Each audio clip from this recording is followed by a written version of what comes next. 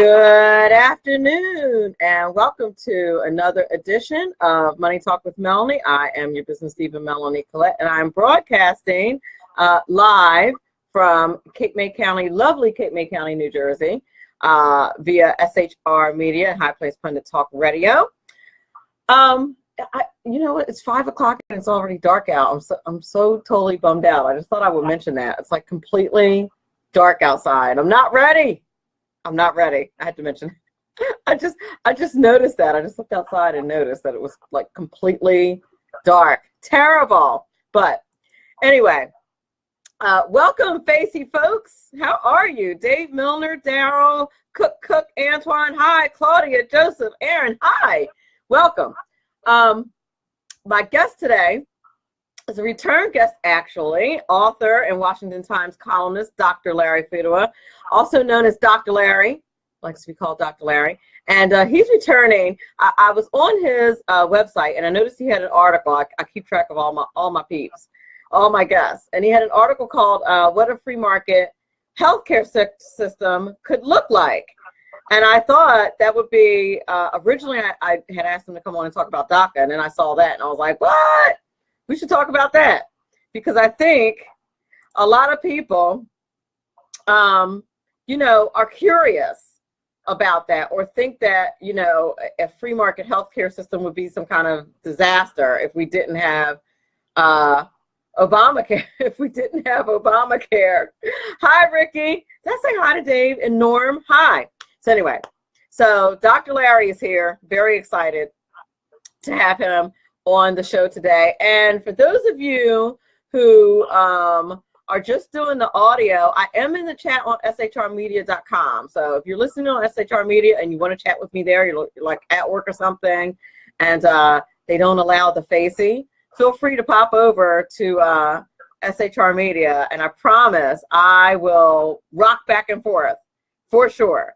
For absolute sure. What other housekeeping stuff do we have to talk about? I'm going to be back on Sirius XM on Friday. It's going to be a long day. That's like the 24-hour day. On Patriot tonight, Sirius XM channel 125 at 9 p.m.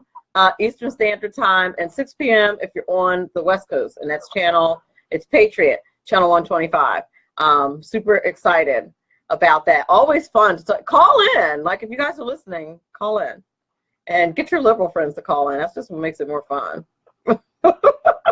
I'm just crazy that way. I like that. So do that if you would. Love to have you. Let's see, what else do I have for you? Housekeeping. If you're not following me on social media and you want to know, like, you know, want a heads up on who the guest is going to be, what the subject matter is going to be, the best way to do that is to follow me on social media at MoneyTalkMel, which is my Twitter handle, or MoneyTalkwithMelanie, which is my Facebook handle. Now, if you want to do the, hey, Julius, if you want to do like the political stuff, if you just really can't help yourself and want to follow me on Twitter on my personal page, which is where I do most of my personal and political posts, that is at NJGOP Diva. I did not name myself that. My former mayor and now committeeman named me that, and for which I'm grateful. So it's now my Twitter handle. Hi, Susan Tui. Hi, Doug. So that's so follow me on my social media, and I'm everywhere else too. Pinterest, YouTube. If you Google Money Talk with Melanie, you will certainly find me there. Faux show. Hi, Robert. All right. So anyway, what's in the news? Lots of stuff in the news. So Lyft. Yesterday I talked about Uber, right? Uber's getting like this mass infusion of money. Well, now Lyft is in the news today. They're not moving to Canada, but they're opening up in Canada, which is, you know, they're going to have Lyft for Canada. Did you know Lyft is valued at $11 billion? Now, I will tell you, I do both because I tend to, when I go to Sirius XM, that's the studios in New York City, and I go to DC often for policy stuff, and I Uber or I Lyft, and I don't really care whichever's fastest or cheapest, frankly. I'm going to keep it real with you. But Lyft does this thing where you can ride with other people, and I think Uber does it too, but Lyft does it on like a whole new scale to where it can be like super cheap if you don't care about what time you get there. So so as long as you're not pressed for time, you're good to go. Otherwise, I would not recommend that. But they're going to open up in Canada, and I had no idea that they were doing that well, that they're valued at $11 billion. And they're hot on Uber's tail, particularly because Uber has a lot of scandals going on. And you know, people don't like, you know, scandals with their companies. This is not, I'm not gonna do that one. I am gonna do this one.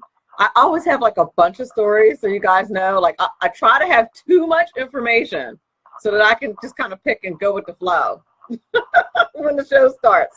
So sometimes I'm like, I don't like that story anymore. I liked it when I prepped, and now I don't. But I have to talk about this. The Trump travel ban is going into partial effect. And that's the ban that's banning travelers from 6 Muslim countries, Muslim majority countries, from entering the country that don't have any other connections in the U.S. It's going to constantly be fought every time he does it. And the irony of it being, you know, I don't know. That's not where most of the Muslims are. In those countries. I mean, those are Muslim countries, but there still are plenty of countries that are mostly Muslim that can still come here. I'm just saying. So, like, the theory that you're like being racist does not hold water. Indonesia, Dave Milner, the unpleasant blind guy, says Indonesia, majority Muslim. They're not banned. I mean, you know, but they're going to, listen, they're going to keep fighting it. They're going to keep espousing the narrative. That's what they're going to do. That's what they do. So yesterday I talked about how GE was splitting their dividends, meaning if you own stock in GE and you're used to getting 24 cents a share dividend check, you're now only getting 12 cents.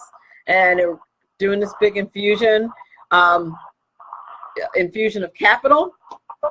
Well, not surprisingly, GE shares fell 7.2% on Monday. So the stock closed at $19.02, which was the biggest single day drop since April 2009. It's kind of it's a little bit scary if you're an investor in GE. I'm just putting it out there.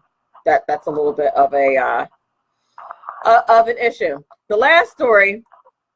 A well-known investor and co-founder of the firm Draper Fisher Jurvetson is leaving amid harassment allegations. Really? His name is Steve Jurvetson, and this is according to Recode that reported this. Look,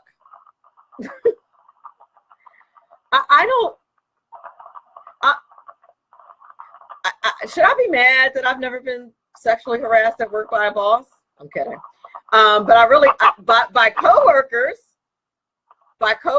many times. And I just never said anything. I just kind of handle it myself with that, which I have my ways, which I won't reveal, but I have ways of handling it. I have cousins. That's all I got. So if you mess with me, there's ways of handling it. There's ways of handling it. But I don't know what these people are doing. Like, how do they figure this is going to be okay? And there's a part of me that feels like it's almost like everybody's reporting every little thing. And I could be way off or wrong about this, but I don't know. Like, if I reported every time some dude at work or otherwise like said something to me, I'd have a pile of, you know, lawsuits a ceiling high. But don't you have other stuff to do? Like, don't you? It could be me. Listen, he might be guilty of sin. Like, he might have went hard. I don't know anything about the case, but it seems like there's a lot of these cases now, and like everybody is like, I'm being sexually harassed. Well, like, you know, nice dresses and sexual harassment. I don't know, not to me anyway. But I'm like, thanks, because that was kind of the goal, was to look nice. So I don't personally get it. I have had legitimate, real sexual harassment, as many women have, and I'm not speaking to this particular case. I want to be clear about that because I haven't read what the deets are on it. But I'm just commenting because it seems like there is just a rash of these accusations going on that are a little scary.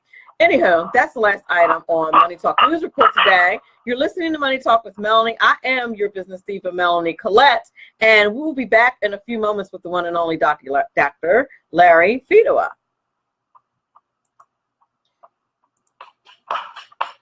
If you are a Trump-hating rhino Republican who looks the other way when Democrats literally set out to destroy the Republic, prepare to be booted out of office.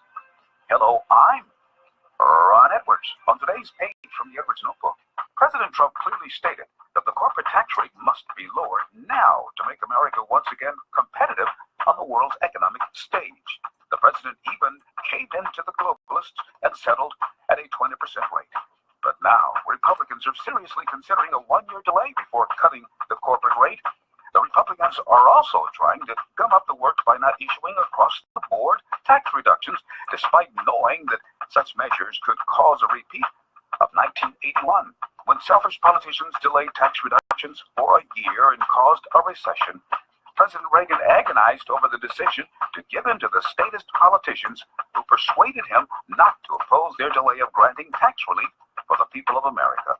I pray that Republicans will awaken from their stupor of pretending not to understand that tax cuts bring in more revenue and the wasteful spending must be curtailed. For you Trump haters, he is doing his job, and it is past time you do yours, or prepare to be booted out of office. I'm Ron Edwards. Sponsored by the Tri-County Liberty Coalition. Who likes paying taxes? Nobody. That's why Eva Rosenberg from TaxMama.com wants you to pay less of them. Read Small Business Taxes Made Easy and learn how to set up a business plan that minimizes taxes, the tax benefits of different forms of financing, spot and fix errors in the 1099s, legally increase your deductible expenses with better record-keeping techniques. Don't let the IRS squeeze you out of every penny. Start deducting today. Visit TaxMama.com. TaxMama.com. That's TaxMama with one M.com. My name is David Barnett, and I've been helping people buy and sell small and medium-sized businesses since 2008. So far this year, I've gone on 5 vacations. It's because I've got my own business. When you get tired of being managed by someone else and you decide that business ownership is right for you without the risk of starting your own unproven enterprise, then come over to businessbuyeradvantage.com. There are over 100 YouTube videos on buying and selling businesses that you can watch for free. That's businessbuyeradvantage.com. Okay, we are back. You're listening to Money Talk with Melanie. I am your business diva, Melanie Collette, and I'm happy to have as my guest today Dr. Larry Fedewa. I was going to say Dr. Larry Fedewa, Ph.D. That's redundant. Anywho, he's a conservative commentator on social and political issues. He's also an author. He writes for the Washington Times. He's a former international technology executive, business owner, and college president. And he lives on an Arabian horse farm near Washington, D.C. Now, Dr. Fedewa has been on the show before, but I want you to know that he has a new book coming out, a memoir, and he has had a very interesting life. So you're going to want to check it out. He's telling the stories of his adventures from a Catholic seminary, going from a Catholic seminary to a happy marriage, with many stops along the way, some funny and some surprising. So I'm very... when you hear his voice, you're not going to be surprised by this, that he was a cabaret singer in Europe, a clothing model in Paris, and a quasi-legal peddler in Denver, among other activities. So, besides all of that, Dr. Fedewa is absolutely brilliant on all things public policy. And so I wanted to have him back on particularly since we're talking about healthcare. And I wanted to talk about what a free market healthcare system would look like. So without further ado, Dr. Larry Fedewa, how are you this evening? I am fine. I wanted to get in one comment on your last topic, and that is a quote from Paul Boyd in the Daily Wire a couple of weeks ago. He said, when knights surrender their swords, beasts will devour maidens. And I thought that was a very arresting way to talk about this business of all these female being assaulted or at least harassed. Basically what he's saying is that where were the men? Like for example, this Harvey Weinstein, there were a lot of men around there. They all knew what was going on. Why didn't they stand up for those women and tell this guy to take a walk or stop doing what he was doing? And I think that there's a lot of truth to that. So I just thought I'd throw that in for your speculation. You know what? I'm sitting here with my mouth open because I'm going, you're absolutely right. That is an excellent point. Yeah, I mean, you're right. Where were they? Were there no men around? Not any real men, clearly. No, they're afraid to speak up. You know, they've lost their swords. Amen. Amen, Larry. And now, ladies and gentlemen, you know I have the brilliant Larry Fedewa on my show, and consider myself to be very fortunate to have him on my show today. And I appreciate your commentary on that very much. You know, that's not even what I brought you on here for, but I'm glad that you said that, because that is such a great point that you just brought up. Where were the guys? All of them. I mean, really. And like I said, I know you heard my commentary that if somebody messed with me, I have cousins. I got people for that. I won't be messed with like that for long. They haven't given up their swords, apparently. No, they have not. No, they have not. Yeah. Absolutely not. Yeah, I think we need more men that are willing to stand up for what they think is right, no matter what the cost. Indeed, and you know that's another important point. You know, if you're, you know, people who are willing to give up someone's safety for what? Fame and money? Is it? I'm not sure that they at this point feel it's worth it. I hope they don't anyway. But anyhow, we are. Thank you so much for those comments, though. Very, very important point.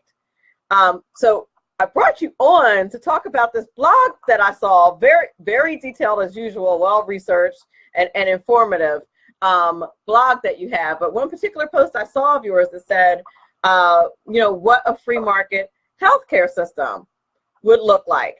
And, you know, I feel like it's a question that, you know, has not really been readily answered and can't really be answered in the, you know, 10-minute sound bites that you might see on the news, you know, and you did a really thorough job of answering that. So on the shell level, what does that look like?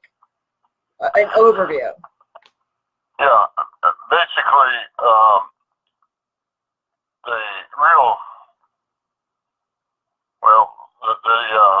what I said was that in summary, that in order to get to a free market health system, we have to do three things. We have to increase the supply of medical practitioners, and the real issue there is we do not have enough doctors and medical professionals.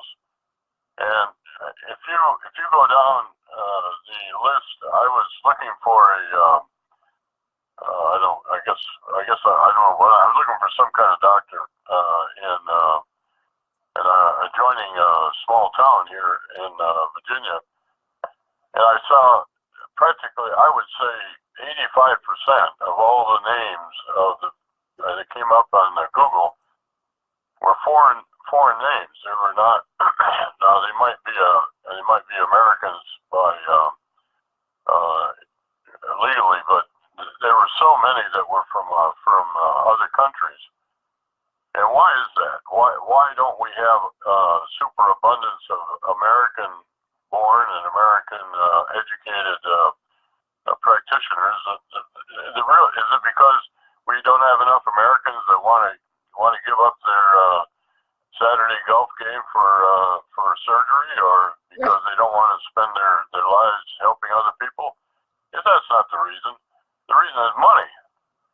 It's so damn expensive to go to medical school now that most Americans can't afford it. So what they do is they get these foreign scholarships that many of which, by the way, are funded by the United States government.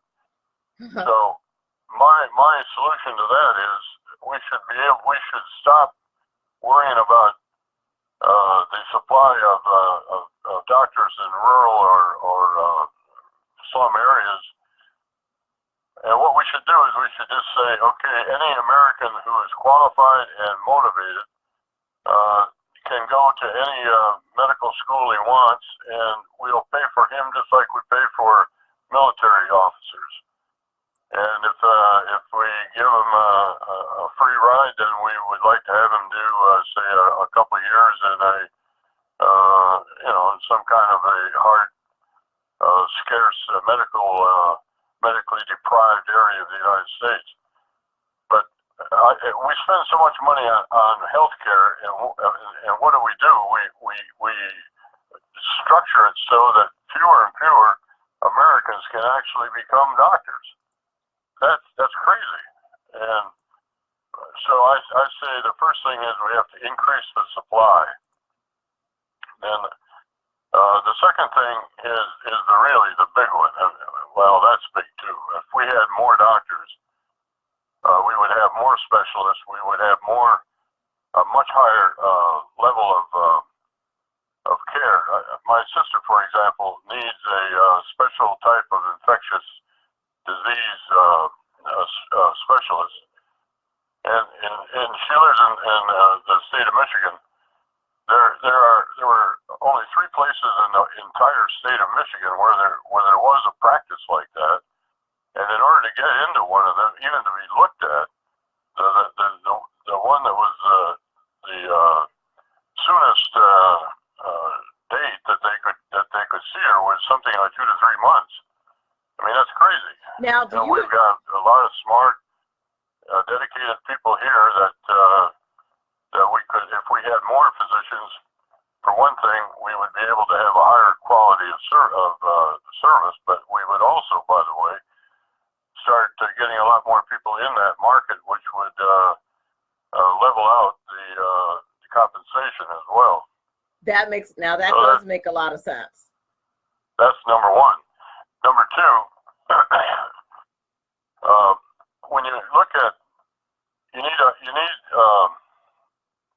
to know how you're going to finance this thing. So you need to create a patient-centered system instead of a insurance company-centered system or a government-centered system, or even an employer-centered system. Those are all false leads. What we really want to have, in order to have a patient-centered system, we have to have the patient in charge of the therapy. And the only way to do that is for the patient to pay for it himself. So how do you get there? Well, number one, you get the let's take a breakdown of the charges. There's about $3.5 trillion a year are spent on healthcare. Of that, approximately half of it goes to government, and 39%, which is almost 40%, goes to insurance companies. Now, if you let's just for the sake of argument, let's say we got rid of government in healthcare, we could probably reduce the overall cost of all the bureaucracies, both at the state and the federal and even the local level, that are supported by our tax dollars. They don't have anything to do with curing people or with taking care of patients or keeping hospitals going. They're all about paperwork. They're all about how does the money flow and who gets what and so on. And then the insurance companies, you know, God never said that insurance companies have to have the obligation of deciding what kind of therapy we're going to get if we have something wrong with us. We go to the doctor. The doctor says, "Well, this is what I think needs to be done." And then the next thing they say is, "Well, we got to make sure that the insurance company is going to pay for it." Yes. That's crazy. You know, we should be able to pay for it ourselves.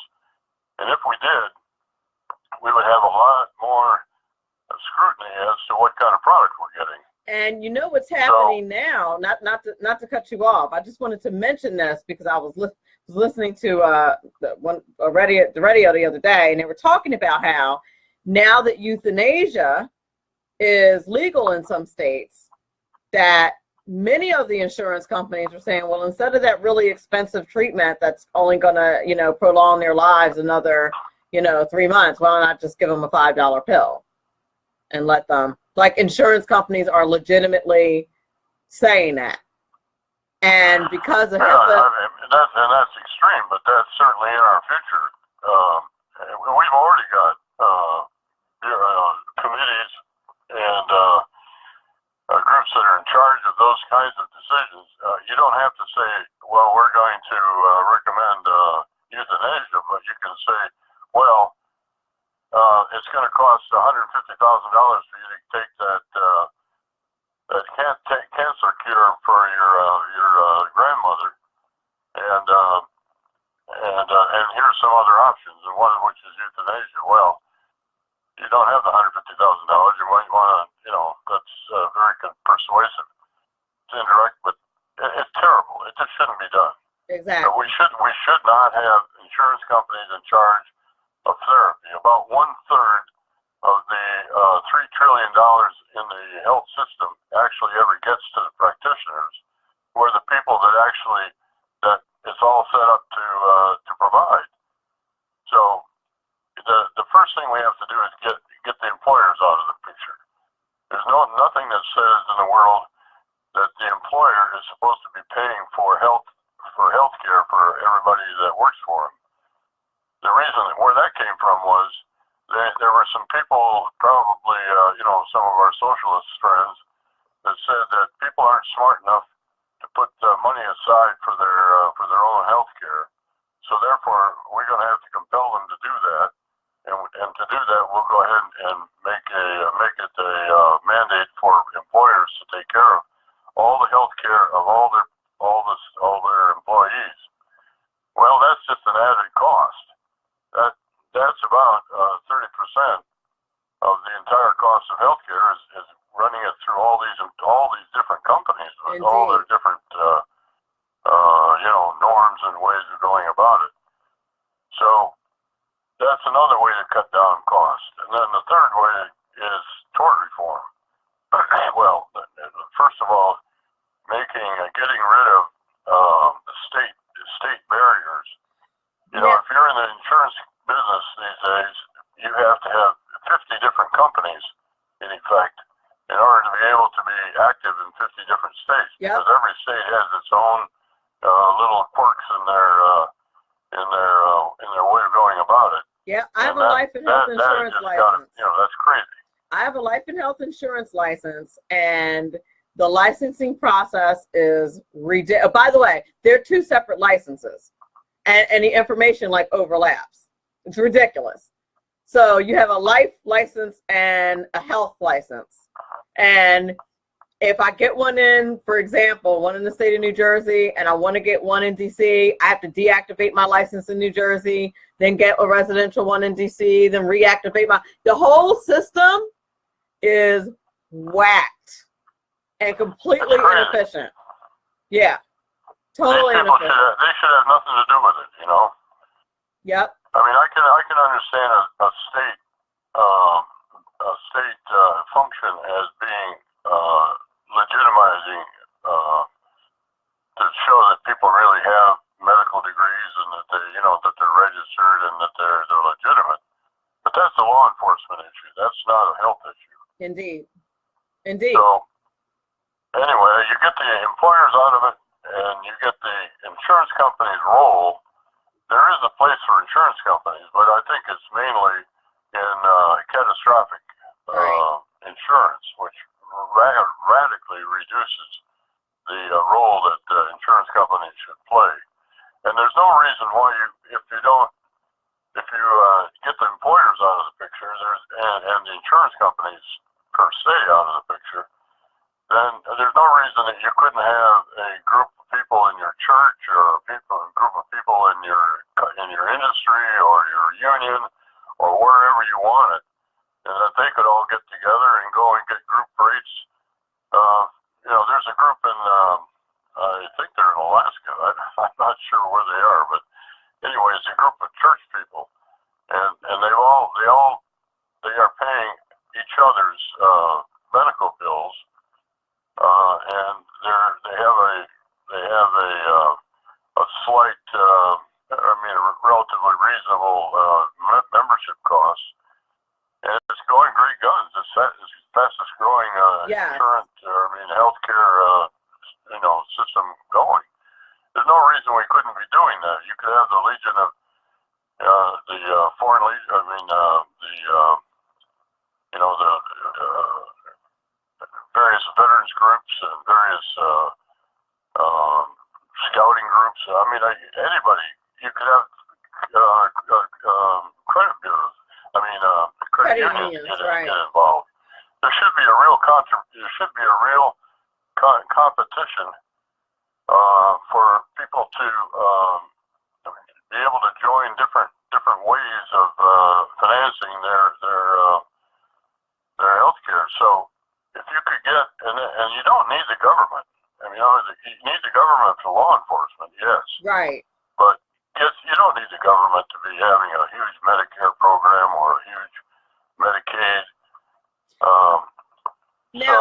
Now let me ask you, on that point what you just said about the tort reform, by understanding and being able to purchase across state lines. Now, my understanding is that there was an executive order signed allowing that. I'm not sure when that was supposed to kick in, but the way insurance premiums work, they kind of set them for the year, and they really don't change once open enrollment has started. Well, that's because you have a government-run healthcare system. Right. Not 100%. But you take the Medicare people, take the Medicaid people, take the Veterans Administration. Of course, that's a little different, but there are a lot of different ways that can be handled, and it should not be part of the employer's cost of doing business. I agree, and it has. The cost of healthcare. They told us with Obamacare that if you have employer insurance, it's not going to affect you at all. Really? Well, guess what? It is sky high. Listen. I'm one of the privileged. I'm a teacher, and what they used to do, teachers never had to pay anything, which I never, quite frankly, agree with, because I'm one of the few conservatives that's a teacher. But they were losing their minds because they had to pay anything. And I was like, okay, let's calm down. Like, the rest of the world has to pay for their insurance. Why shouldn't we? Why should the taxpayers have to pay for all of our insurance? Which is the way it used to be. But now we have to pay for it. But I will tell you, ever since then, which has been like maybe since Obamacare was enacted, like the year after that, we started having to pay. It is going up and up and up significantly. Like, we're not talking about, a couple bucks. Talking about, a couple $100 a month, that it is really going up. I don't think that people who have employer-based healthcare are getting away with anything like they used to. I think the whole, redistribution of wealth went very well with Obamacare, because that is exactly what happened. The employer mandate, though, has been there forever. It's been there since Roosevelt.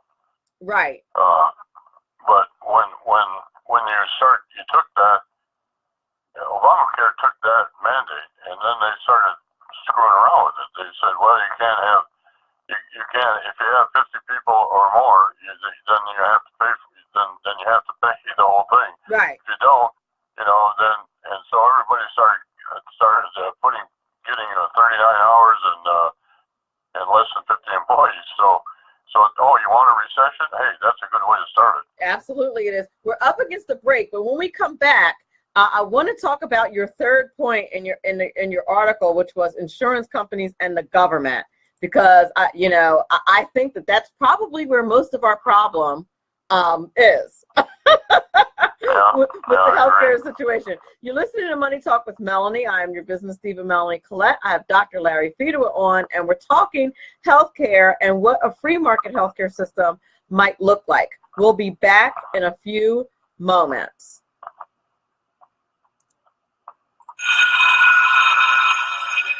Welcome to this week's Money Talk Minute with your business diva, Melanie Collette. This week, we're going to discuss interest rates. Why are they important? Well, they're important on two sides of your financial coin. On the one side, you have your debt, credit card debt, loans, and things like that. You always want to get the lowest interest rate possible. Why? That means that money is costing you a lot less to borrow with a lower interest rate. And speaking of that, when you're looking at which loan or which credit card to pay off first, you're always going to look at the interest rate. Which one has the highest interest rate? That's the one you want to start paying off first. On the savings side of the financial coin, what kind of savings account do you want to open? Which one should you choose? You will always choose the one with the best interest rate. And on the savings side, the best interest rate will be the highest interest rate. This means it will yield you the highest amount of return. And that's it for your Money Talk Minute of the Week. I am your business diva, Melanie Collette. Power brokers use corrupt politicians, deceptive Islam, and lies from establishment media to turn the once shining city on a hill into the city of the blind. What do the elites fear? One man with a cane. I'm Dave Milner. Join me at SHR Media, High Plains Talk Radio, Spreaker, iTunes, and YouTube for a different kind of commentary on the unpleasant blind guy. Because truth is not always pleasant. Hello, I'm Tim Hart. I'm the guy BZ hires due to his shameless contract with the SHR Media Network to voice his promos. He'd like me to tell you that the Bloviating Zeppelin's Berserk Bobcat Saloon radio show can be found on SHR Media Network, Spreaker, and YouTube every Tuesday and Thursday night at 11 p.m. Eastern and 8 p.m. Pacific, featuring right thinking from a left brain and doing the job the American media maggots won't. You'll find that the speech is free, but the drinks are not. There, in the saloon, just when safety pin manufacturers are running out of metal for the diapers of the leftists, BZ is sending his personal drones of freedom into the wheelhouses and obstacles of lovers of sovereignty and liberty nationally and globally. Broadcasting behind enemy lines in occupied California, BZ swears that no rights were harmed in the making of this promo. From the war front to the streets of our nation's capital, men of faith, Dr. Michael Jones, the underground professor, and Kenneth McClinton, the exceptional conservative, bring both constitutional gravitas and spiritual perspective on today's issues to the most influential Christian urban talk show, 9:05 p.m. Eastern, Thursdays. It's a new day on New Day, Black and Red. The best late-night conservative talk show in America, Blackhead Radio. And listen, there are no people better on the air to give you the best in conservative talk. Blackhead Shaun and Blackhead Clan. And we're working on immigration papers for a certain other guy that was here too. For those who are tuning in around the world to the best in late-night conservative talk, Blackhead Radio.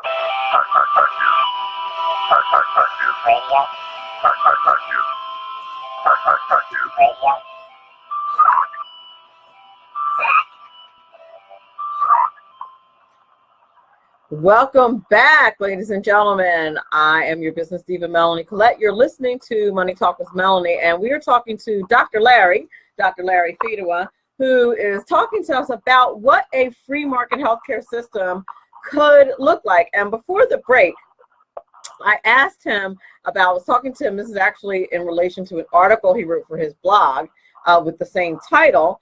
And I was asking him what role insurance companies and government have in stopping the free market, or what role they could possibly play to work together. And I think we were kind of beginning to work on that topic, but it's very in depth, and that's the whole problem right now, that the government is way too involved in our healthcare system. Yeah, and so are the employers because of the government, and then so are the insurance companies because of the government. So if you could get the employers out of it to begin with, and then, you know, people say, well, then how could I afford health care? Well, first of all, the money that the employer is spending on your health care every month would go to you directly. Exactly. So you wouldn't be out any money. Then the next question is, how do you use that money to take care of yourself and your family? And the answer to that is you do two things. One is you probably keep an emergency fund in a health safety account which doesn't have any taxable effect. Right. And then but the other thing is you join some of your neighbors and you put together a RFP, a request for proposal, and you have the insurance companies compete for your business. Exactly. And that's how you pay for it yourself. But the effect of that is that you are now the arbiter of your own health care expenses. You're the person who decides whether you're going to keep grandma alive or not. You're the person who decides whether you are going to try to. I mean, I just came from the hospital myself, a 67-year-old business owner that I've known for a long time, and he'd had a massive stroke, and he's in bad shape right now. But you know, who would be paying for that? Well, you would have your catastrophic insurance. I think there's still a place for that. But if there were 5,000 of us together in one group, and we wanted to negotiate with 3 insurance companies for catastrophic insurance, we could get a pretty good deal. Indeed. And there's no reason that we can't just go out and form our own groups and get good competitive rates and take care of ourselves. There's one other factor here, though, that we do have to think about, and that is, what about the people that don't have any money at all? Right. And you know, they have to be taken care of. But what do we do with people that don't have car insurance? Well, you know, we have a state-run. That is a function I think a state could have, and that is that they have a pool that is available for the truly indigent, the truly poor, who really don't have any money. And don't we have that via Medicaid? Isn't that what Medicaid is and Medicare? Am I wrong about that? Well, that's what it was designed for, but that's not what they're doing. What's really happening is that the hospitals are taking the brunt of it, because people like that go to a hospital and the hospital can't turn them down. Right. So they treat them, and then they get the bill, but the bill can't be paid. And most states, they just have to swallow it. And I think that should be stopped. I think there should be, if the state wants to get in on this, they can get in on it at that level, because I think that is a real need, and it's a common need, and it is justifiable. But do you know how many people are in that position?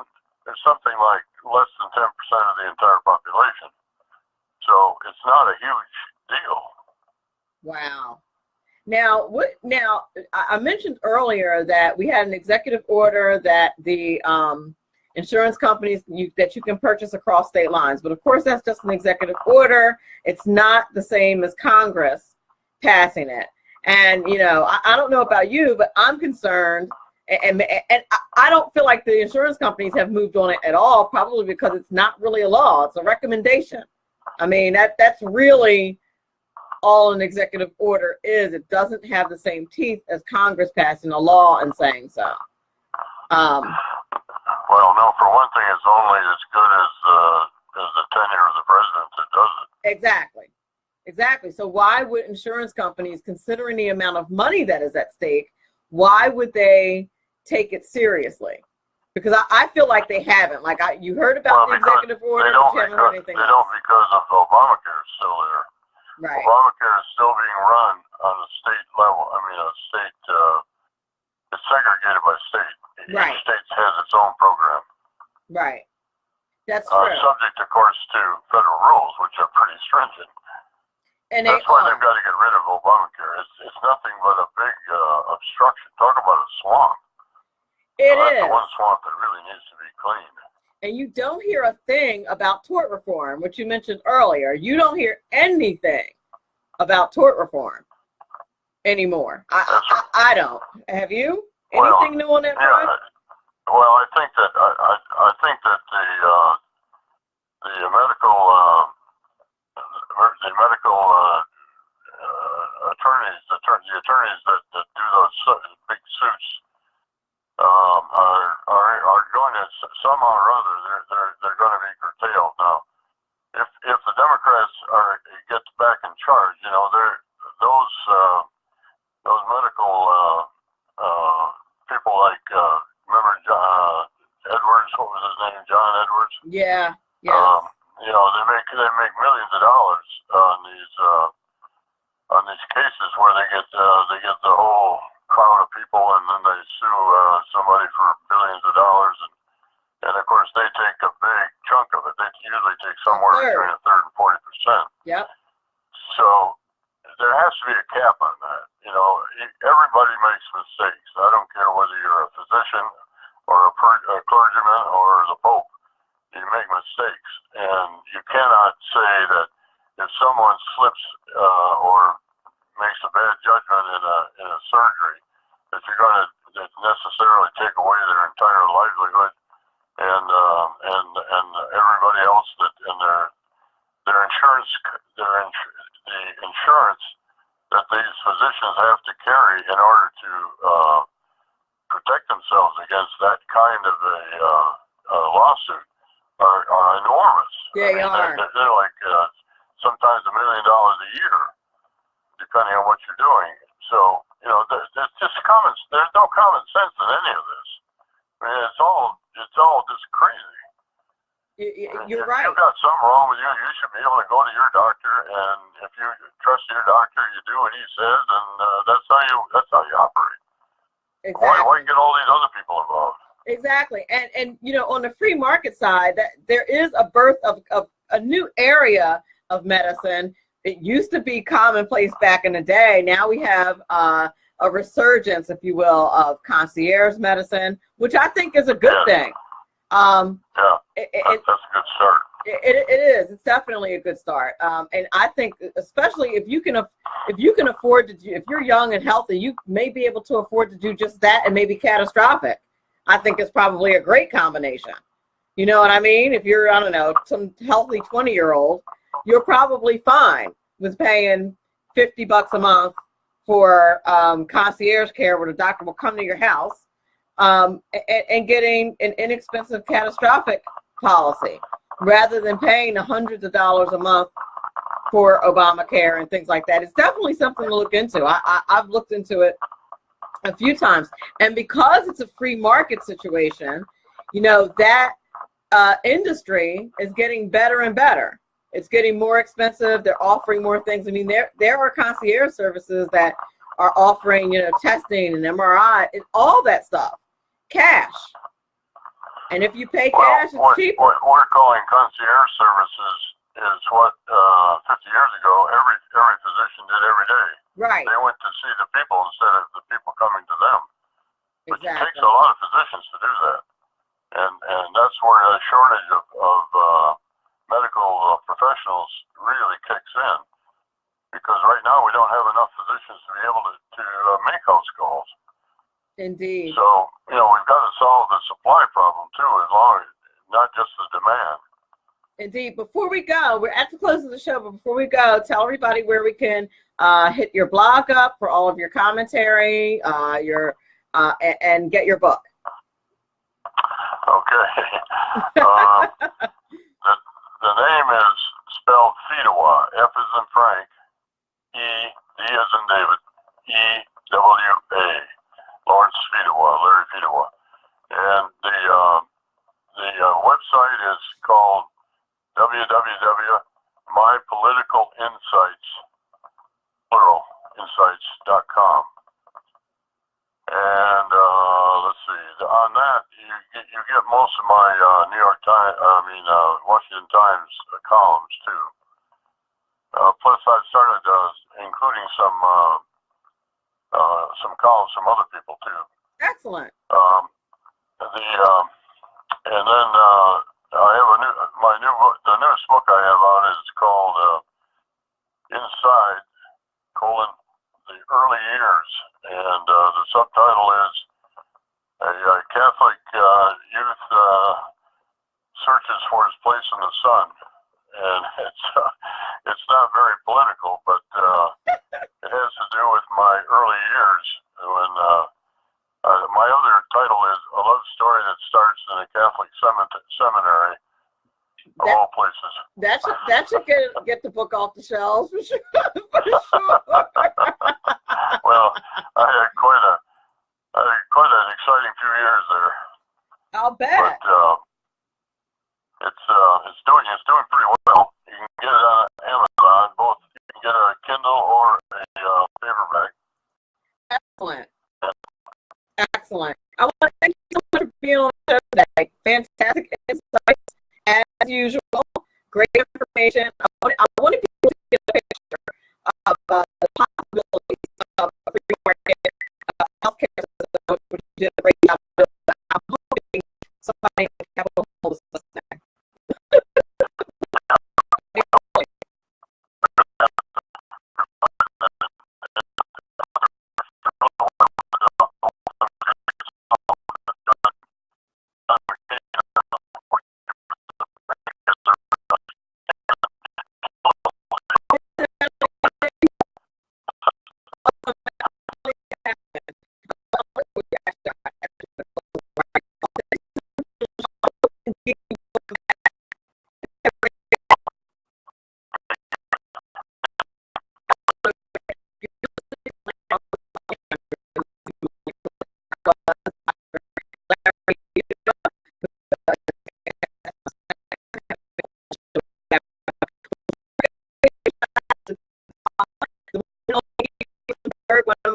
One of my sponsors, also David Barnett, go to their website, taxmama.com. She will answer your tax questions.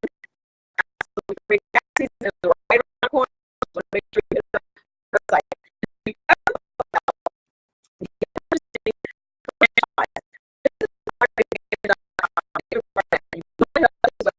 He's